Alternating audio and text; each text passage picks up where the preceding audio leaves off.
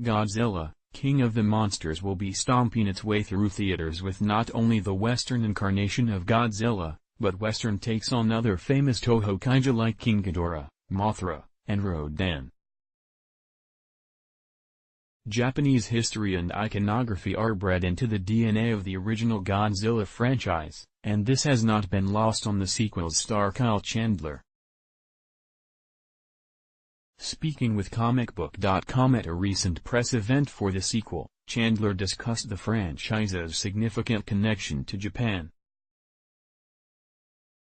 But it took a couple of rewatchings for it to first hit him. Chandler talked about watching the Godzilla films as a child. I will say that the first 3 movies, when I watched them, I didn't watch Godzilla. I mean, I saw the Godzilla movies as a young kid. But before this I didn't closely watch the first 3 films. But as he got older, noticed significant changes in those films, the way the storytelling goes within those first 3, and also being able to see what Japan looked like 9 years after World War II ended and the cultural differences, seeing Japanese wearing Western clothing, Western uniforms, using Western dialogue.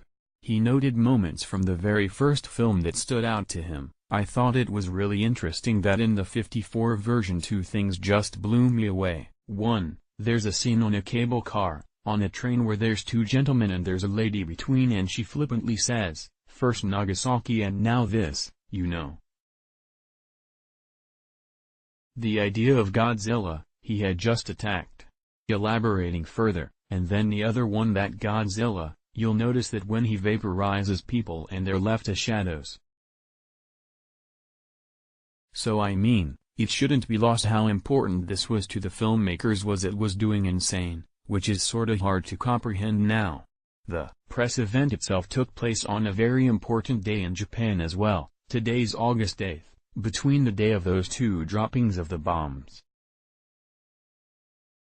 That's something I find very interesting about this whole deal. But Chandler believes this blend of Japanese culture and history helped make the Godzilla franchise so long-lasting. I think, what would you say, it's one of the longest-running franchises of all time. And it's just gone through so many. I mean, then you get into the mid-60s and Godzilla, they even have comedic music where he goes, sings movie theme. I mean, it just changes so much. And in this Godzilla, he's formidable, this guy. It's interesting.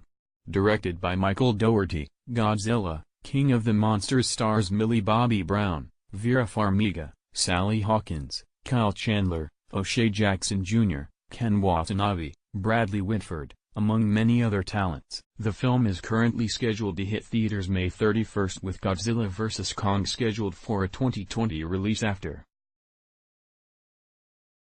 The synopsis for Godzilla, King of the Monsters reads as such. The new story follows the heroic efforts of the cryptozoological agency Monarch as its members face off against a battery of god-sized monsters, including the mighty Godzilla, who collides with Mothra, Rodan, and his ultimate nemesis, the 3-headed King Ghidorah. When these ancient superspecies, thought to be mere myths, rise again, they all vie for supremacy, leaving humanity's very existence hanging in the balance. 0 comments. Have you subscribed to Comic Book Nation, the official podcast of comicbook.com yet?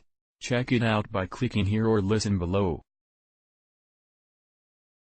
In this latest episode, we talk about Dragon Ball Super maybe returning. We're breaking down Kofi's trip to the set of Godzilla, King of the Monsters, and more. Make sure to subscribe now and never miss an episode.